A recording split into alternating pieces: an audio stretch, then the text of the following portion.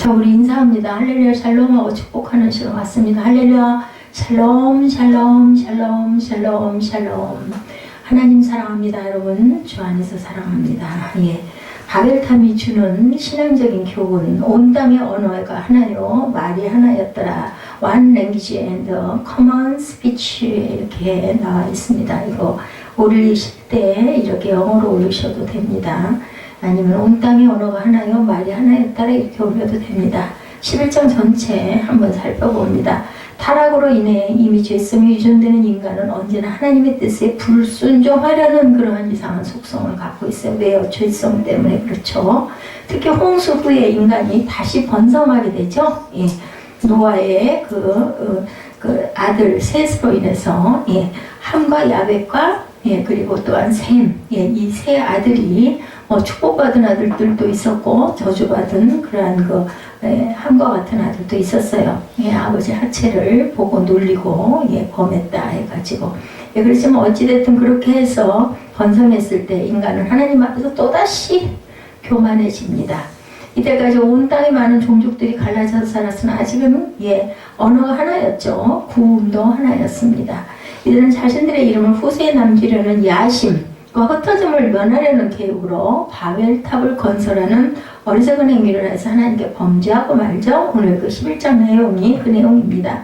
아브라함이 등장하는 모습 우리가 보게 되죠. 1절에서 6절에 악한 계획이 드러납니다. 신앙평 제거하던 노아의 후손들은 그들의 이름을 드러내기 위한 것과 흩어짐을 면하기 위한 목적입니다. 바벨탑을 쌓으려는, 예, 그러한 교만해지려는, 예, 하나님의 은혜다, 내가 살고 있는 것도 내가 태어난 것도 이런 마음이 아니라 내가 잘났으니까 내가 할 수 있어, 이런 마음들이 살아났다면서 악하죠. 예, 성읍과 탑을 건설해 4절이죠. 그 탑 꼭대기를 하늘에 닿게 하여 우리 이름을 내고 온 지면에 흩어짐을 면하자 하였더니 이렇게 나타납니다. 이들 자신들의 이름을 내려고 하는 것은 헛된 명예의 욕에서, 근데 우리 드러내고 싶은 마음이 인간에게 누구에게나 있는 것 같아요. 예, 그거 자꾸 아닌 척 하지만 솔직히 말해서 누가 인정해주면 기분 좋죠. 예, 그런데 막 스스로가 더 드러내려고 그게 좀 심해지다 보면 이제 교만이, 예, 머리 꼭대기까지 산다고 그러죠. 예, 이렇게 창조주신 하나님만 신뢰하고 그분만을 높여야 하는데, 예, 우리는 때로는 내가 잘나서 이런 마음이 많이 든다. 누구도 예외는 없습니다. 그리고 흩어짐을 면하자였는데 이는 땅에 널리 퍼져 충만하라는 하나님의 명령에 대한 직접적인 위반이죠. 악인의 자랑과 즐거움이다. 욥기 20장 5절에 악인이 이긴다는 자랑도 잠시요 경건하지 못한 자의 즐거움도 잠깐이다. 이게 욥기에서 이렇게 말씀합니다. 인간의 계획 속의 교만에 대해서 창세기 11장 4절에 또 오늘 본문 4절이죠. 말하되 성읍과 탑을 건설하여 그 탑 꼭대기를 하늘에 닿게 하여 우리 이름을 내고 온 지변에 흩어짐을 면하자. 예, 이렇게 합니다.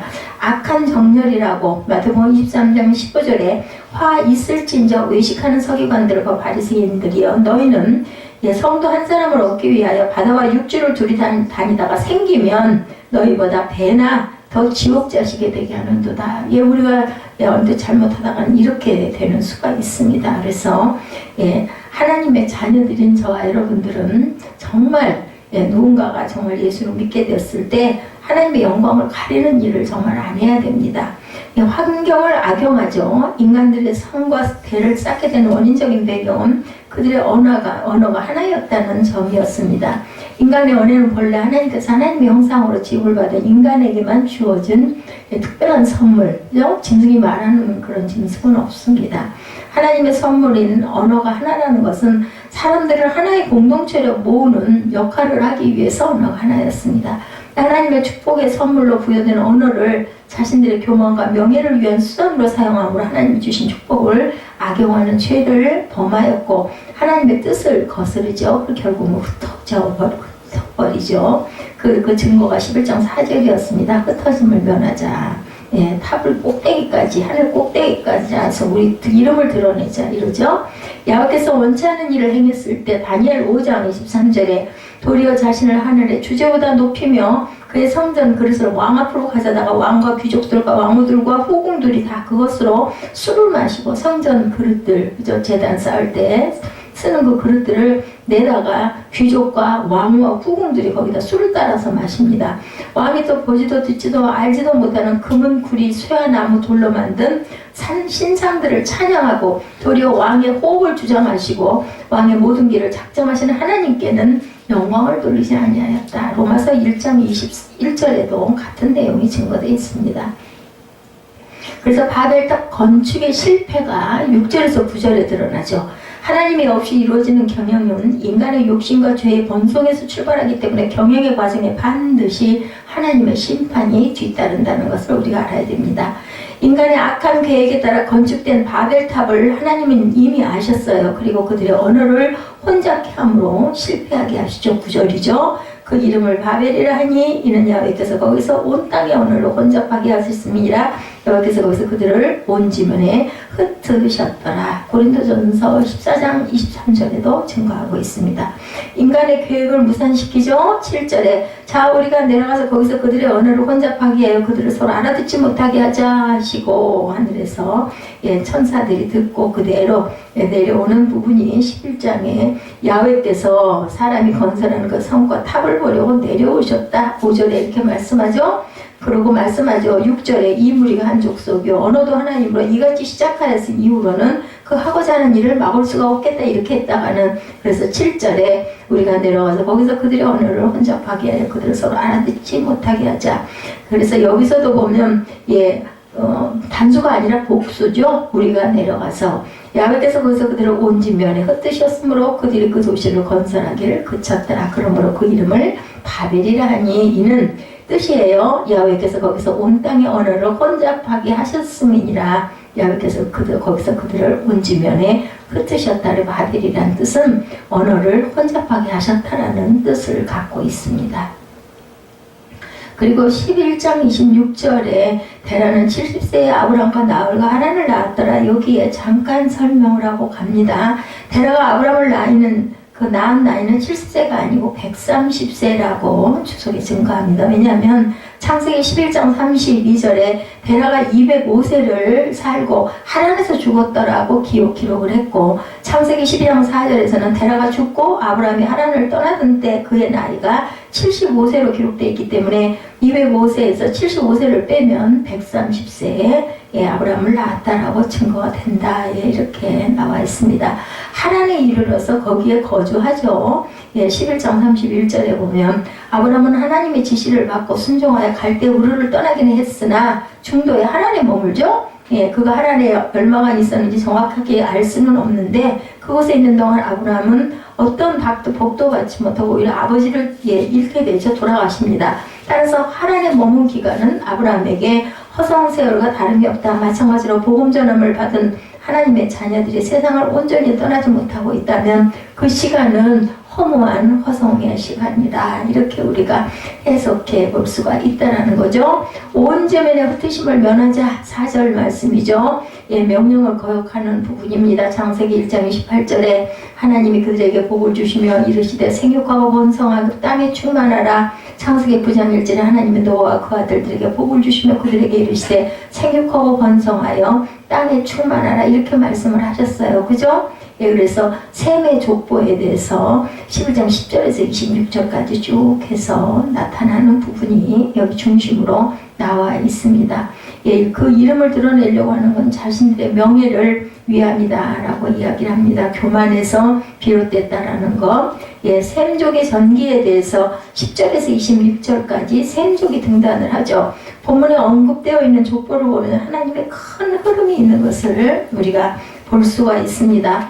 본장에 언급된 족보는 성경에서 중요한 위치를 차지하고 있는 아브라함의 근원을 밝히기 위해서 쓰여졌다고 해도 지나친 말이 아니고 이 족보 이야기를 언급한 이유는 새롭게 시작하는 한 세대의 주인공이 역사적으로 실존하는 인물임을 밝혀주기 위해서 더 세세하게 기록하고 있다. 아비의 수치를 덮어줬다. 우리 9장에서 보고 넘어온 부분이기는 하지만 셈과 야벳이 옷을 가져다 그들의 어깨에 메고 뒷걸음질을 쳐서 그들의 아버지 하체를 덮어 컸으며 그들이 얼굴을 돌이키고 그들의 아버지 아체를 보지 아니하였다. 고개를 외면하고 아버지를 덮어드렸어요. 그죠? 포도주 먹고 농사해가지고 기뻐가지고 먹었는데 그러면 너무 많이 마셔서 취해가지고 아이들을 다 벗었던 것 같아요. 그랬을 때 하나님이 그것을 가지고 흉을 보고 놀리죠. 하나님의 거룩한 백성이다. 신명기 7장 6절입니다. 너는 야훼 네 하나님의 성민이라. 내 하나님 야훼께서 지상 만민 중에서 너를 자기 기업의 백성으로 택하셨나니. 이렇게 증거합니다. 그리스도의 조상이 나오죠. 누가복음 3장 36절에 그 위는 가이난이요 그 위는 아박사시요 그 위는 셈이요 그 위는 노아요 그 위는 레멕이요. 이렇게 증거하고 있습니다. 수명이 점점 줄어드는 게 우리 그 11장에 쭉 보다 보면 나타나죠.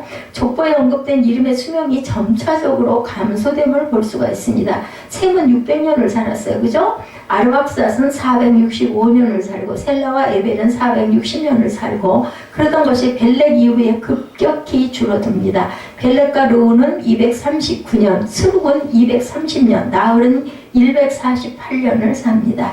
오늘날의 인간의 수명이 70 혹은 80세를 헤아리고 있는 것이 이렇게 줄어들고 누구는 모세는 120세를 살죠. 이처럼 인간의 수명이 짧아지게 된 이유 가운데 중요한 것은 인간의 범죄 때문이다. 요즘 우리가 너무나 잘 알죠. 제일 중요한 것은 스트레스, 마음에 악한 마음을 품고 분노를 품고 이런 것들이 인간의 수명을 단축하게 하죠. 정신적으로도 아주 좋지 않은 악의 영향을 받게 합니다. 따라서 범죄는 인간의 생명을 줄어들게 하는 행위임을 우리가 절대 잊어버리지 말아야 되겠다. 에벨에 대해서 14, 5절에 셀라는 30세 에벨을 낳고 이렇게 증거하죠. 15절에 에벨을 낳은 후에 403년을 지내다가 자녀를 낳았다. 스룩은 21절에 스룩을 낳은 후에 207년을 지내며 자녀를 낳았으며 이렇게 증거합니다.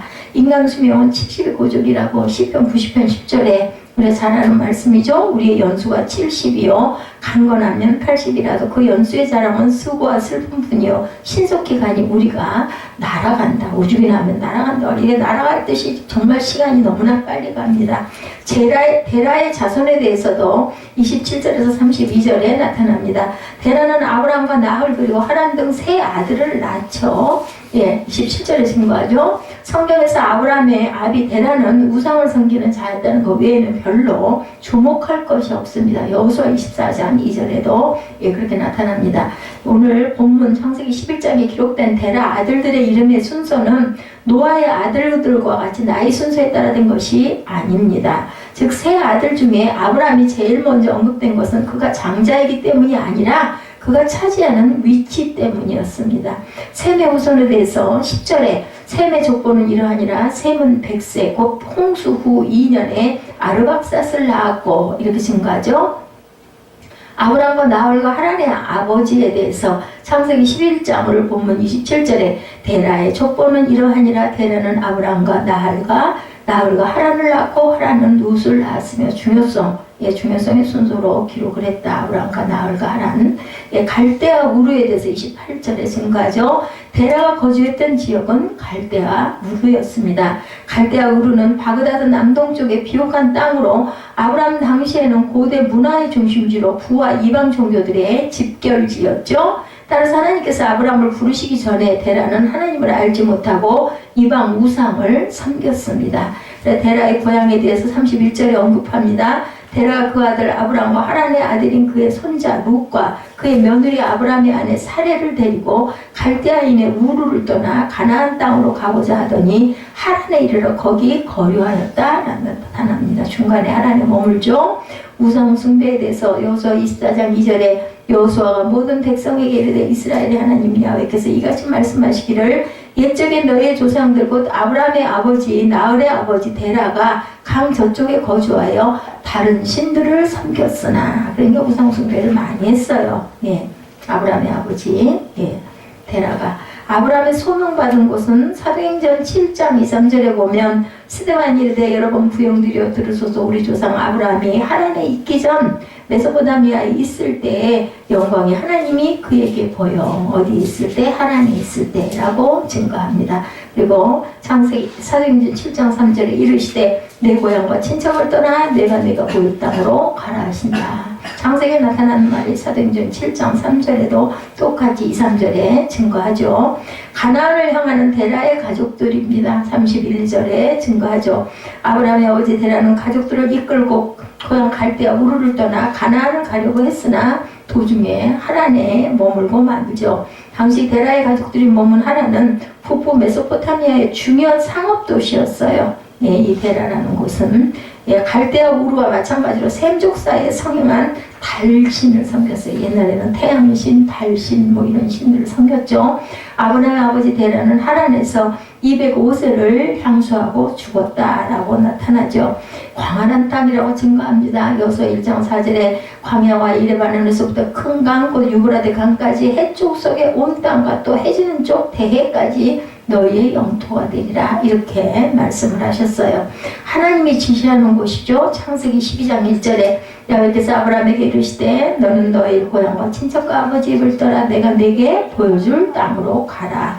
약속의 땅을 향해서 간다라. 히브리서 11장 9절입니다. 믿음으로 그가 이방의 땅에 있는 것 같이 약속의 땅에 거류하여 동일한 약속을 유업으로 함께 받은 이삭 및 야곱과 더불어 장막에 거하였다. 이렇게 증거합니다.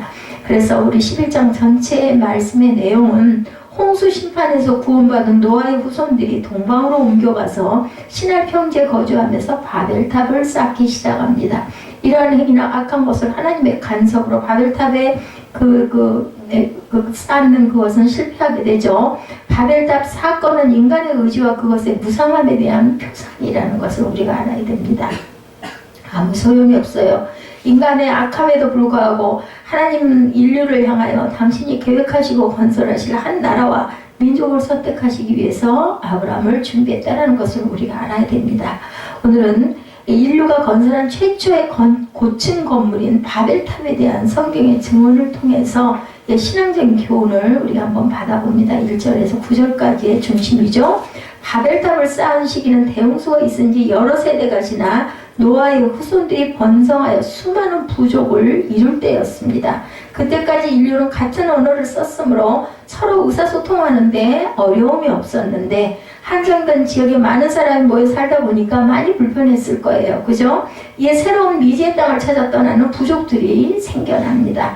여기서 책을 보면 우리 한민족의 조상들 역시 알타이 산맥을 출발해서 시베리아와 몽고, 만주를 거쳐 한반도에 들어와 정착했다 이렇게 나타나 있죠. 어쩌면 한 민족도 창세기 11장에 언급된 사건과 관련이 있을 수도 있습니다. 여러 인종과 종족으로 이루어진 매우 큰 무리가 본디 살던 지역을 떠나서 넓고 비옥한 땅을 찾아 이동을 시작합니다. 그리고 그들은 한 곳에 머물게 되었는데 그곳은 유브라테스 강과 티그리스 강 사이에 있는 고대 메소포타미아 문명이 일어났던 지역을 가리키는 것인데요. 성경은 그 땅을 시날이라고 부르고 그곳에 바벨론 제국이 세워집니다. 새로운 땅을 찾아 이동하던 무리들은 시날 평지에 이르렀을 때 바로 그것이 그들의 원하는 조건을 충족시켜 줄 수 있는 적절한 땅이라는 것을 알고 그 땅에 정착해야겠다 작정을 하죠. 그뿐 아니라 그들은 한 가지 획기적인 일을 계획하고 시행했는데 그것은 크고 견고한 성을 쌓아서 높은 대를 쌓는 게 크고 견고한 성 쌓는 것까지는 좋았는데 하늘 꼭대기로 계속해서 대를 쌓자 이렇게 얘기하죠. 그들은 말하기를 벽돌을 만들고 견고히 굽자하고 이에 벽돌로 돌을 대신하여 역청으로 진흙을 대신했다. 2절에 그렇게 나오죠. 그리고는 성읍과 탑을 건설하여 그 탑 꼭대기를 하늘에 닿게 하여 우리 이름을 내고 온몸에 흩어짐을 면하자. 4절에 이렇게 얘기합니다. 그래서 야훼께서 사람들이 건설하는 성읍과 탑을 보려고 직접 내려오셨다. 이렇게 증거되어 있습니다. 5절에 보니까 이 하나님께서 건설하는 그 성과 탑을 보려 내려오셨어요. 그리고는 이 무리가 한 족속이고 언어도 하나님으로 이같이 시작하였으니 이후로는 그 하고자 있는 일을 막을 수가 없겠다. 이렇게 하다가는 절대로 그 일을 우리가 막지를 못하겠구나 하시고는 인간의 언어를 혼잡하게 하여서 알아듣지 못하게 하자. 7절이었죠. 그들은 더 이상 협력을 할 수 없게 돼서 성과 대를 쌓기를 중단하고 말이 통하는 부족끼리 모여서 제갈 길로 흩어져서 갑니다. 8절의 내용입니다. 우리는 인류가 쌓다가 실패한 그 탑을 뭐라고? 바벨탑이라. 왜? 뜻의 그 내용이 바벨탑이 흐트러뜨리자 이 얘기였다고 그랬죠? 예, 보면 예, 9절에 그 이름을 바벨이라 하니는 야훼께서 거기서 온 땅의 언어를 혼잡하게 하셨음이니라. 야훼께서 거기서 그들을 온 지면에 흩으셨더라. 하나님이 흩으셨어요. 하나님이 이 사건을 통해서 우리에게 주시는 그런 메시지는 뭘까? 첫 번째로 바벨탑은 우리에게 하나님의 뜻을 거역하지 말라는 교훈을 주셨다는 것을 우리가 예, 잊지 말아야 되겠습니다. 인류가 만든 건물 가운데 100층이 넘는 최초의 건물, 저 어렸을 때 맨날 미국의 엠파이어 스테이트 빌딩 102층 와 했었어요. 높이가 381m라고 합니다. 지금도 뉴욕의 명물로 명성을 떨치고 있죠. 그러나 지금은 그보다 몇 배 높은 빌딩을 얼마든지 찾아볼 수가 있는데 엠파이어 스테이트 빌딩처럼 그렇게 아주 기억에 생생한 빌딩은 첫 번째였기 때문에 그렇습니다. 예, 2010년에 완공된 두바이의 부르즈 할리파 빌딩은 163층에 높이가 829.8m로 현존하는 최고층 건물이라고 합니다. 높이가 829.8m. 예, 엠파이어 스테이트 빌딩은 381m. 그러면은 그죠? 거의 3배 가까이 되죠? 예, 163층 그리고 102층입니다. 더구나 이 빌딩은요. 예, 중요한 게 한국의 삼성물산이 지은 것으로 한국인들에게는 굉장한 자부심을 준 그러한 건물이기도 합니다. 우리는 고대인들이 바벨탑을 얼마나 높이 쌓았는지는 알지 못해요. 근데 건축기술이 발달하지 못하고 전적으로 인력에 의존해서 벽돌을 쌓아서 만들었다는 그 바벨탑의 높이가 현대에 맞춰놓아는 비교가 되지 못할 정도이긴 하겠지만 대단한 거죠. 그렇다면 하나님께서 바벨탑을 더 이상 쌓지 못하게 하신 까닭은 무엇일까? 그들은 그들의 성과 대를 쌓으면서 주고받은 말 속에 나와 있죠. 예, 자 성읍과 탑을 건설해 그 탑 꼭대기를 하늘에 닿게 하여 우리 이름을 내고 온 지면에 흩어짐을 면하자. 여기에 나타나 있습니다. 여기서 우리는 당시 인간들의 두 가지 의도를 알 수가 있죠. 하나는 온 땅에 흩어져 살라고 하신 하나님의 뜻을 거역하자, 흩어짐을 면하자.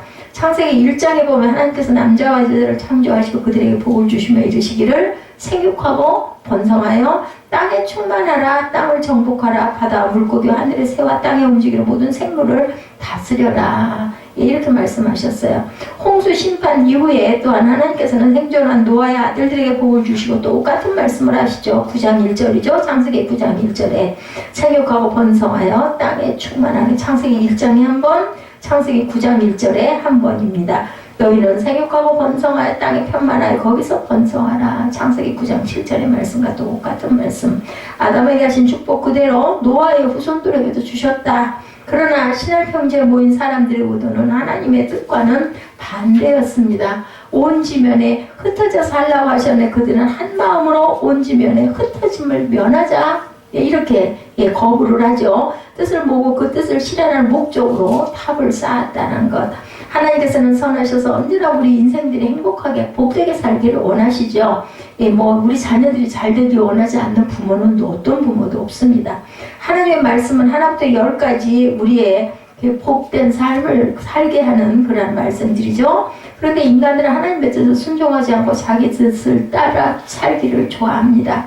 하나님께서 자기 형상대로 창조하신 사람을 에덴 동산에서 살게 하시면서 한 가지 언약 세우신 거 여러분들 잘 아시죠? 2장 16절이죠. 창세기 동산 각종 나무의 열매는 내가 입으로 먹되 선악을 알게 하는 나무의 열매는 먹지 말라. 내가 먹는 날에는 뭐라 그래요? 반드시 죽으리라 라고 말씀하셨습니다.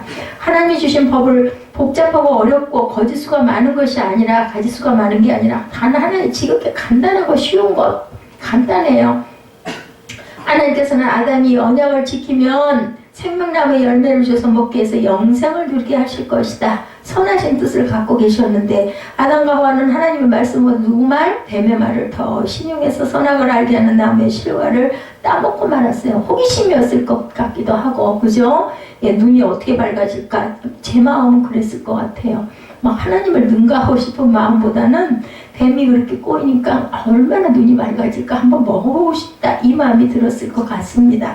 그 결과 이 세상에 저주와 죽음이 생겨납니다. 이렇게 기가 막힌 일이 일어나리라는 것을 아담과 하와가 알았을까요? 몰랐기 때문에 하지 않았을까 싶어요. 그래서 하나님도 또한 그 자녀를 나중에 용서해 주시고 다시 그래도 또 땀 흘리고 수고해서 너희들 먹을 걸 먹고 살아라. 그리고 땀으로 추방을 해서 여자에게는 해산의 고통, 남자에게는 그죠? 평생 자녀와 아내를 먹여 살리게 땀을 흘리고 수고하게 하는 고통을 주셨죠.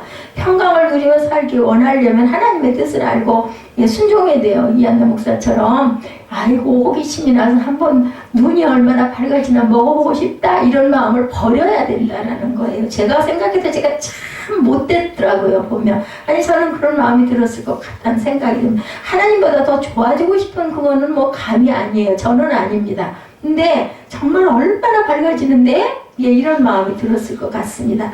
내 뜻이 하나님의 뜻보다 좋아 보여도 착각에 불과한 것을 알아야 된다. 나중에 나타날 하나님의 그 혼내실 그걸 겁이 나가지고도 절대로 그렇게 하면 안 됐었는데 그만 그 호기심이 더 발동을 했다는 거죠. 아벨탑을 쌓은 사람들은 하나님의 뜻을 거역하고 그 뜻을 관철시키려고 했지만 결과는 언어를 흩어버려요. 그래가지고는 뜻을 이루지 못합니다. 유사 이래로 인간들은 끊임없이 바벨탑을 쌓고 지금도 세계 도처에서 유형무형의 바벨탑들을 쌓고 있어요. 뭐를 정복하자, 뭐를 정복하자, 핵을 만들고, 달나라를 가고, 화성에를 가고, 금성에를 가고, 별군데를 다 간들, 하나님의 나라를 정복할 수는 없다고 저는 생각합니다. 과학기술의 발달에 고무돼서 이 땅의 과학기술에 의해서 유토피아를 이룰 수 있다고 그들은 말합니다. 얼마든지 과학으로 자연과 더 좋은, 더 편리한 그런 것들을 그 파라다이스를 만들 수 있다고 하지만 그 인공으로 만든 것이 어떻게 자연을 따라갈 수가 있겠습니까? 아무리 바람을 시원하고 기가 막힌 무공에 먼지가 없는 바람을 만들든 자연의 바람처럼 그것처럼 인간을 이롭게 하는 바람은 없죠. 인간의 능력은 무한함으로 인류가 단면한 모든 문제에 대해서 해결책을 찾아낼 것이라고 자부들을 합니다. 사람들의 생각 속에 하나님을 찾아볼 수가 없고 인간이 하나님 자리에 앉아 있어요. 얼마든지 무엇든지 다 할 수 있다라고 얘기한다는 거죠. 사람도 만들지 않아요, 그죠? 그냥 XY를 탁 이렇게 해가지고 보니까 대리모도 만들고 어디다 기계에다 탁 집어넣어갖고 그 온도를 적절하게 해서 전부 다 그냥 시험관 아기를 통해 가지고 얼마든지 할 수 있다라고 얘기를 합니다. 줄기세포가 어쩌고 제가 과학을 잘 알지는 못하지만 그렇게 해가지고 죽지 않고 몇백 년도 살 수 있다고 얘기합니다. 몇백 년을 산들, 천년을 산들 죽지 안 죽겠습니까? 사람들은 물질 만능주의에 사로잡혀서 돈만 가지면 힘도 가질 수 있고 그것만 가지면 과학도 정복할 수 있고 과학을 사람이 다스리기 때문에 하나님은 상관없다 이렇게 생각을 한다는 거죠.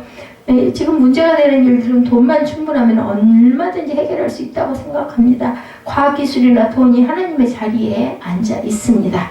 그러나 오늘날 과학기술과 돈이 만들어낸 평화는 과연 어디 있을까? 우리가 생각해 봐야 되겠죠? 뒤에 난방 좀 꺼주실래요?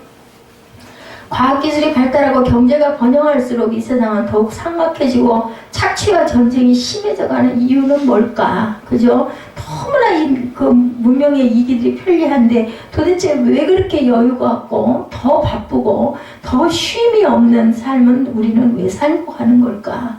먹는 것들이 질이 높아지고 그죠? 물질도 정말 요즘에는 흘러 넘쳐요. 이게 없어서 못 사는 게 아니라 너무 많아가지고 갖다 그냥 내다 그냥 가져만 가십시오 하고 내놓는 시대가 됐습니다. 경제가 번영할수록 왜 이렇게 인심들은 더 고약해지는 걸까? 앞으로는 인공지능이 발달해서 사람과 소통하게 될 것이라 지금도 휴대폰에다가 얘기하니까 막 대답하더라고요. 보니까 앞으로는 뭐가 생길까? 1년에 한 번씩 휴대폰 기종이 막 바뀌잖아요. 그걸 어떻게 따라가요? 누가 따라가겠습니까? 인공지능의 소통은 가능할지 몰라도 사람과 사람 사이의 소통은 점점 날로 더 어려져. 대화는 점점 적어져요. 기계하고 얘기는 많이 하는데 더 많이 하는데 그렇죠. 인공지능이 발달할수록 사람들 사이의 소통은 더 위축되고 단절되고 그거는 아마 자타가 다 그렇다라고 아마 그런 말은 아마 아멘 할 것 같아요. 믿습니다. 맞습니다. 할 것 같습니다. 그 이유는 인간들이 계속해서 바벨탑을 쌓음으로 언어의 혼란을 초래하기 있기 때문이라는 거 오늘 창세기 11장의 말씀처럼 그러나 하나님께서 인간들을 번역에도 불구하고 당신의 뜻을 하나님은 늘 이루어 가신다라는 거 바벨탑을 쌓은 인간들의 도시에도 불구하고 결국은 인간들로 하여금 온 땅에 충만하게 번성하게 하신 하나님의 뜻은 결국은 이루어져 갑니다. 인간들이 거역에도 불구하고 하나님의 뜻은 반드시 이루어져 간다라는 거죠.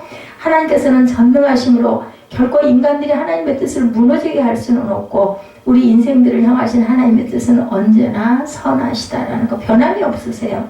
예레미야 29장 11절에 이르기를 나 야훼가 말하노라 너희를 향한 나의 생각은 내가 안하니 재앙이 아니요 평안이요 너희 장래에 소망을 주려는 생각이다 이렇게 말씀합니다. 재앙이 아니고 평안이라고 말씀하세요. 하나님의 뜻은 그러므로 평안과 소망찬 삶을 살기 위해서 하나님의 뜻 하나님의 생각을 따라서 살아가는 저와 여러분들이 되셔야 되겠다. 또 하나는 바벨탑을 쌓는 사람들의 잘못은 하나님의 영광보다는 자신들의 영광을 앞세웠던 것이 잘못된 거죠. 그들은 말하기를 성읍과 탑을 건설하여 그 탑 꼭대기를 하늘에 닿게 하여 우리 이름을 내자 이렇게 얘기했어요. 예, 거기다 우리 이름을 갖다 써붙이자는 거예요. 한마디로 얘기해서. 예로부터 사람들은 자기 이름 내기를 좋아하죠. 그래서 옛날에 그런 이야기들 호랑이는 죽어서 가죽을 남기고 사람은 죽어서 이름을 남긴다 이런 이야기 우리 많이 듣습니다.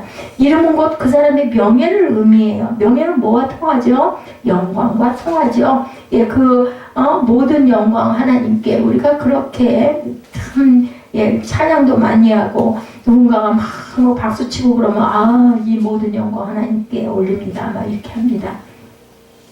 아브라함을 비롯해서 신실한 믿음의 조상들은 하나같이 명예를 가진 사람들이었습니다. 그들은 영광스러운 사람들이죠. 그러면 바벨탑을 쌓은 자들이 이름을 내려고 한 것은 왜 잘못된 것일까? 그것은 그들이 하나님께 영광을 돌리지 않고 그들이 영광을 차지하려고 하고 흩어서 하나로 모으자인 건데 내 이름을 내자라고 이야기를 하죠. 그 탑 꼭대기까지 하늘에 닿게 해서 믿음의 조상들은 언제나 하나님께 영광을 돌리는 삶을 살았습니다. 그들이 받은 영광은 하나님께서 상으로 주신 것들이었어요. 그런데 신약 평지에 머물렀던 사람들은 하나님께 영광을 돌린 데는 관심이 없이 오직 그들의 영광을 위해서 내 이름을 내자라고 했다는 것. 이사야 14장에 보면 천사장 루시퍼가 타락해서 마귀가 된 이유를 설명하죠. 14장 12절에 보면 너 아침의 아들 계명성이여 어찌 그리 하늘에서 떨어졌으며 너 열국을 엎은 자여 어찌 그리 땅에 찍혔는고 이런 구절이 나옵니다. 내가 내 마음에 이르기를 내가 하늘에 올라 하나님의 뭇별 위에 자리를 높이리라. 예, 내가 북극 지폐 산 위에 앉으리라. 이런 구절들이 우리 보입니다. 가장 높은 구름에 올라가 지극히 높은 이와 같아지겠다라는 뜻이에요. 예, 그러나 15절에 보면 이제 내가 스월고 구덩이 맨 밑에 떨어짐을 당하리로다. 15절은 이렇게 얘기합니다. 루시퍼는 아무리 능력이 출중한 천사장이어도 하나님의 일개 피조물에 불과한데 교만을 부리는 거죠. 하나님처럼 높아지겠다. 이사야 14장 12절에서 15절에 증거합니다. 예, 그래서 하나님의 영광을 찬탈하려다가 결국 뭐가 됐어요? 루시퍼는 천사장이었는데 예, 마귀가 되고 말죠. 이처럼 교만한 마음을 품으면 하나님께 영광을 돌리지 않고 자기의 영광을 차지하려는 죄를 지을 수밖에 없죠. 오늘날 인간들의 행동을 보면 하나님은 안중에 없고 오직 자기들의 영광만 추구합니다. 요즘 사람들에게는 정말 겸손을 찾아보기가 어렵죠. 그 대신 나를 내세우죠. 나를 자랑합니다. 누구나 긍지가 대단합니다. 예, 사람들은 자기를 사랑하고 쾌락을 사랑하고 돈을 사랑합니다. 그거면 다라고 생각을 하죠. 그렇게 하는 것이 가장 잘 사는 방법이다 이렇게 생각을 하기 때문이에요. 글쎄요, 저는 그렇게 보질 않았거든요. 예, 지금으로부터 한 5, 6년 전 우리 예지 같은 경우에도 전혀 그런 부분들이 없었어요. 근데 제가 지금 오늘 이 말씀을 설교를 하면서도 맞아, 자기의 교만, 예, 나는 다 할 수 있어, 돈 있고 빽 있고 내가 무슨 상관이야. 그러다 보니까는 누구도 하나도 귀하게 보이거나 중요하게 보이는 사람이 지금 없는 거야. 안중에 없게 된다라는 거죠. 교만한 마음에서 나온 거죠. 그것을 또 부추긴 것은 주변에서 그것을 딱 이렇게 적절하게 정말 이렇게 눌러줄 줄도 알아야 되네. 그런 부분이 없다 보니까 결국은 정말 그게 그래서는 안 되는 건데 사탄의 길로 자꾸 달려갑니다. 루시퍼가 마귀가 된 것은 감히 하나님처럼 되라는 교만을 먹기 때문에 내 거 갖고 나 먹고 내 돈 갖고 나 살고 나 쓰는데 왜 옆에서도 잔소리야? 이렇게 돼버린 거죠. 아무런 영향을 나한테 못 미치는데 왜 잔소리를 하느냐는 거죠. 예? 엄마가 돈 주고 내가 하고 싶은 거 내가 하고 나 이렇게 하고 편하게 살고 싶은데 웬 잔소리 웬 잔말이 많아 이렇게 됩니다. 요즘 청소년들이 그게 문제죠. 아담과 하와가 뱀의 말을 듣고 타락한 것도 그들이 하나님처럼 내려놓은 교만한 생각을 품었기 때문이고 우리가 너무나 잘 압니다. 그러나 교만한 생각은 반드시 실패하게 되어 있다는 거 우리는 그걸 알죠. 아이고 저거 저러다가 나중에 얼마나 발등을 찍고 후회하려고 다 보여요. 우리 눈에는. 그런데 본인에게는 그게 아주 정말 막 용기고 자랑이고 그죠? 금지처럼 본인들에게 느껴진다라는 거죠. 하나님 교만한 자를 물리치시고 겸손한 자에게 은혜를 주시죠. 성경은 우리에게 말씀합니다. 고린도전서 10장 31절입니다. 그런즉 너희가 먹든지 마시든지 무엇을 하든지 무엇을 위해서 하나님의 영광을 위해서 하라. 우리가 겸손할 때 하나님의 영광을 위해 살아가게 되고 그렇게 할 때 하나님께서 기뻐하시고 하늘에 속한 거룩한 영광을 상급으로 우리에게 주신다는 거죠. 그래서 성도들은 썩어질 세상 영광을 위해서 살지 말고 썩지 않고 쇠하지 않는 신령한 영광을 사모하는 그런 믿음을 확실한 믿음을 갖고 가야 된다. 우리는 이미 영광스러운 사람이 다 됐어요. 예수님이 우리에게 대단한 값을 주셨죠. 핏값으로 우리를 사셨기 때문에 그런 얘기 많이 하죠. 이안나 플러스 예수 그리스도. 이안나는 아무것도 아니지만 예수님이 내 안에 계시기 때문에 내 가치는 값으로 먹일 수 없는 그러니까 얼마나 존귀하고 영광스러운 사람이에요. 성도들이 거듭나 하나님의 자녀가 되고 이것은 정말 값으로 따질 수도 없는 가치 있는 삶이 된 거죠. 성도들 하나하나가 주님의 몸된 교회를 위해서 받은 직분 역시 세상의 그 어떤 직분과 비교할 수 없는 영광스러운 직분인 것을 우리가 알아야 됩니다. 세상 직분은 이 땅의 일을 위한 거지만 교회에서 하나님을 섬기는 직분들은 하나님의 나라를 위한 거죠. 그래서 세상 영광을 위한 것과 하나님의 영광을 위한 것은 우리는 누구에게 물어봐도 유치부 아이에게 물어봐도 하나님 영광이요 하고 아마 대답할 것 같습니다. 성도들은 장차 부활의 영광에 동참할 거고 영원한 영광의 나라에 들어가 살게 될 건데 그런즉 이 땅에 사는 동안에 세상의 영광을 추구하지 말고 하나님의 영광을 위해서 우리가 살아가야 되는 거는 정말 당연한 일 아니에요. 그래서 생각만 해봐도 두 번째로 바벨탑은 하나님을 거역할 때 소통의 단절이 일어났다는 교훈을 줍니다. 거역할 때 신할 평지에 모인 많은 족속들이 일사불란하게 바벨탑을 쌓아 올릴 수 있었던 것은 당시에는 언어가 하나뿐이었으므로 모든 사람이 같은 말을 썼기 때문이었죠. 그러므로 무슨 일을 하든지 말뜻을 못 알아들어서 문제가 생기는 경우는 없었어요. 언어가 하나였기 때문에. 한국 사람은 아무리 미국말을 잘하는 사람이라도 한계가 있다고 하죠. 한국 사람이 하는 영어와 그 본토에 있는 사람들이 하는 영어는 차이가 있습니다. 우리나라 말도 마찬가지일 것 같아요. 요즘에는 또 그죠? 많은 나라에서 우리나라에 들어오기도 합니다. 그럼 한국어 공부도 많이 하지만 얘기를 해보면은 같은 민족이라고 하는 조선족이라고 하죠. 그런 분들 어디 마트에서 일하거나 이런 사람들하고 얘기를 해봐도 정말 느낌이 이상하더라고. 같은 말을 하는데도 다릅니다. 이렇게 어느 정도 의사소통은 가능하죠. 미국 사람들이 자기끼리 주고받는 말을 100% 알아듣기는 어렵다라는 겁니다. 이런 애로점은 어느 언어나 마찬가지. 외국인이 다른 언어를 이해하는데도 또한 한계가 있죠. 우리나라 말을 이해하는데도. 성경은 바벨탑을 쌓던 사람들이 탑을 완성하지 못하고 각각 같은 언어 종족끼리 모여서 제갈기로 갈 수밖에 없었던 것은 갑자기 사람들 사이에 언어에 혼란이 생겼기 때문이다. 이렇게 나타나죠. 8절에 그렇게 얘기하죠. 8절에 보면 지면에 흩으셨으므로 그들이 그 도시를 건설하기를 그쳤더라. 그렇게 얘기합니다. 그래서 거기서 온 지면에 흩으시고 야훼께서 사람들이 건설한 성과 탑을 보려고 내려오셔서 그 후로는 그 하고자 하는 일을 막을 수가 없겠다 이래서 우리가 내려와서 거기서 그들의 언어를 혼잡하게 하고 그들이 서로 알아듣지 못하게 하자 하고 거기서 그들을 온 지면에 흩으셨으므로 그들이 그 도시를 건설하기를 그쳤더라. 그래서 거기서 온 땅의 언어를 혼잡하게 하셨으며 야훼께서 거기서 그들을 온 지면에 흩어버리셨다라는 부분이 나타나죠. 이렇게 성경은 바벨탑을 쌓던 사람들이 탑을 완성하지 못하고 각각 같은 언어 종족끼리 모여서 제 갈 길을 갈 수밖에 없었던 것은 사람들 사이에 언어에 혼란이 생겼기 때문이라고 증언합니다. 함께 봉사를 하던 사람들이 서로 하는 말을 알아듣지 못하게 되면 일을 할 수가 없어요. 그죠? 여기서 우리는 오늘날 지구상에 수많은 언어가 생겨난 이유가 있다는 것을 알아야 됩니다. 고유한 언어의 종류가 많다는 것은 축복이 아니라 하나님께 불순종하는 인간들에게 내리신 하나의 징벌이다. 바벨은 혼돈, 혼란이라고 얘기했죠. 말이나 발성과 의미가 일정해야지 사람에 따라 차이가 난다면 소통이 이루어질 수가 없던 거죠. 바벨탑 사건 이후로 인간들은 소통의 어려움을 경험하게 됩니다. 지금까지 알려진 언어는요 7,000개가 넘는다고 그래요. 그러므로 아무리 탁월한 언어 감각을 지닌 사람이라도 이 많은 언어를 다 알 수가 없습니다. 대다수의 사람들이 한두 가지 외국어를 하는 것도 쉬운 일이 아니죠. 조금 하는 거지 뭐 능통하게 정말 기가 막히게 하는 사람은 정말 극소수입니다. 소통의 단절로 인해서 국가 간이나 종족 간의 전쟁이 일어나기도 하고 믿음은 부부 간이나 부모 자식 간에 소통이 되지 않는 경우가 굉장히 흔하게 일어납니다.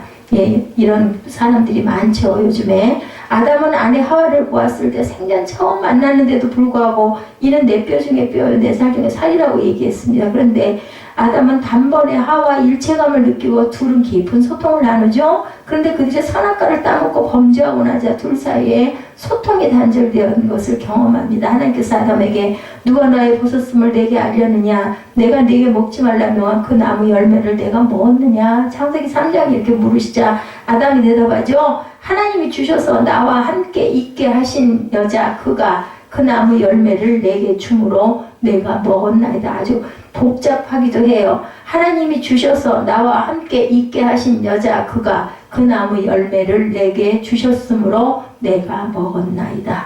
아담은 더 이상 하와를 내 뼈 중에 뼈요 뼈요 살 중에 살이라고 하지 않고 여자 그이라는 3인칭을 사용한 것. 아담과 하와는 하나가 아니라 이제 남이 됐어요. 이는 언어에 혼란이 생겨서 소통이 막혔음을 의미합니다. 범죄 이후에 아담이 낳은 아들 가인은 동생 아벨을 시기하여서 살해하죠. 만약에 가인과 아벨 사이에 원만한 소통이 이루어졌다면 살인이 당연히 일어나지 않았겠죠. 보면 뭐 연인 사이도 부부 사이도 금이 가면은 소통이 이루어지지 않습니다. 똑같은 말을 하는데도 그걸 좋은 뜻으로 받아들이질 않죠. 아주 오해해서 틀어서 생각을 하기다 보면 그 말 때문에도 싸움이 일어납니다. 더 이상 대화가 되지 않고 소통할 필요성을 느끼지 못할 때 택하는 극단적인 행동이 살인이라고 할 때 오늘날 이 세상이 얼마나 깊은 언어의 혼돈 속에 놓여 있는지를 우리가 알 수 있습니다. 그뿐 아니라 사회 계층 간에도 소통의 단절이 심각한 수준이죠. 가진 계층과 못 가진 계층의 갈등이 폭발 직전에 이르렀으나 소통은 제대로 이루어지지 못하고 있는 현실입니다. 정치의 경우 정파 간의 생각과 말이 너무나 다른 것을 또한 보게 되죠. 똑같은 현실을 보면서도 여당과 야당은 너무나 다른 해석을 하죠. 이게 뭐 반대파니까. 사람들은 말을 하려고도 책임을 지려고도 않는가 하면 자기가 원하는 대로만 해석하려고 합니다. 그런 말 많이 하죠. 듣고자 하는 것만 듣는다. 그런 사람들에게는 국어사전의 정의가 의미가 없습니다.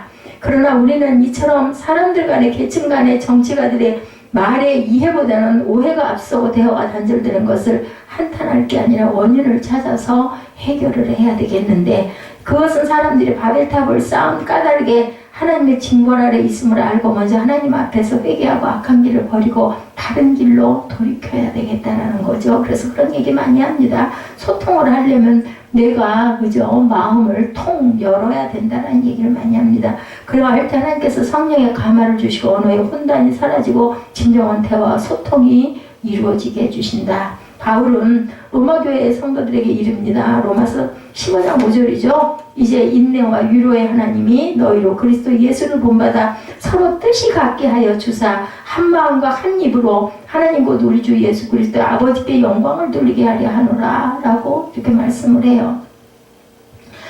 그 인내와 위로의 하나님이 너희로 그리스도 예수를 본받아 서로 뜻이 같게 하여 주사 한 마음과 한 입으로 하나님 곧 우리 주 예수 그리스도 아버지께 영광을 돌리게 하느라 한 마음과 한 뜻, 한 입이 굉장히 중요합니다. 진정한 소통은 주님을 본받아 서로 뜻을 같이 해야 하고 한 마음과 한 입이 되어야 된다. 같은 말을 해야 된다는 것이 똑같은 문장을 보고도 엮어서 거꾸로 해석하는 경우들, 그게 뭐예요? 이단이죠.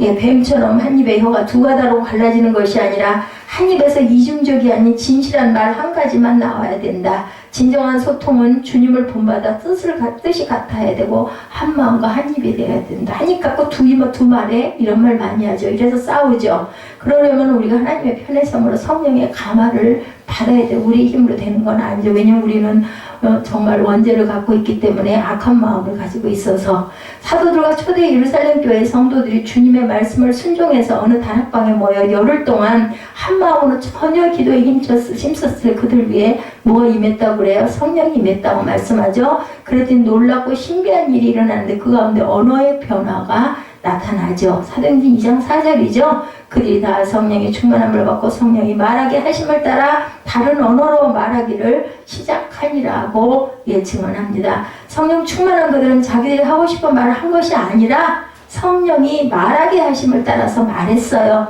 성령의 감화를 따라 말하였더니 수많은 유대인들이 듣고 감화를 받아서 형제들아 우리가 어찌할꼬 하고 물어보죠. 회개하고 주님을 믿는 놀라운 일들이 일어납니다. 우리가 성령이 말하게 하시는 대로 말할 때 오해가 이해로 바뀌고 미움과 분쟁이 있는 곳에 사랑과 화해가 이루어짐을 봅니다. 그래서 성령 충만을 받고 방언으로 기도하면은 뭐 몇 시간이고 울며 불며 자기의 모든 죄가 다 생각이 난다고 그러죠. 사람의 말은 오해를 불러오지만 성령께서 말하게 하심을 따라서 하는 말은 깊은 이해로 우리를 이끌어 주시고 우리 심령을 새롭게 해주십니다. 그러므로 지금 우리에게 필요한 것은 재치 있는 말을 하거나 지식을 자랑하는 말을 하거나 외국어를 많이 하는 것이 아니라 성령의 충만을 받는 것.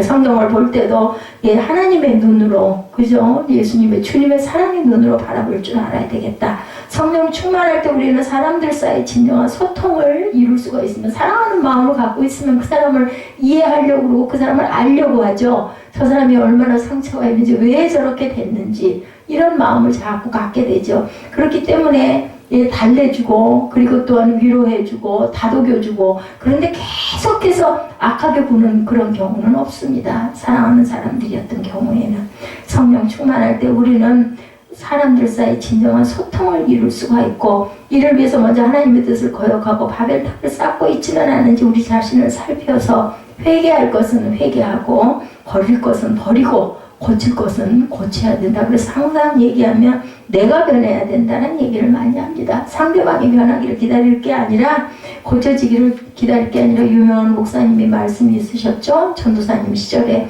거기 나오시는 집사님 때문에 내가 도저히 이 교회에서 신고할 수가 없겠다 해가지고 저 집사님이 변하기 전에는 나는 절대로 이 교회에 있을 수가 없어 하고 새벽마다 기도를 했더니 어느 날 아침에 성령이 그렇게 얘기를 했더니 이 녀석아 너나 변해 라고 얘기를 했다는 그런 이야기가 생각이 납니다. 맞습니다. 내가 변해. 그 전도사님 생각하실 때는 정말 나는 바른데 저 집사님, 저 완고한 저 집사님 저걸 어떻게 쓰면 좋아? 어떻게 해도 변하지를 않으니 이랬을 거 아닙니까? 그러니 내가 먼저 변화가 돼서 그 집사님에게 따뜻한 위로를 해드리고 막 그죠?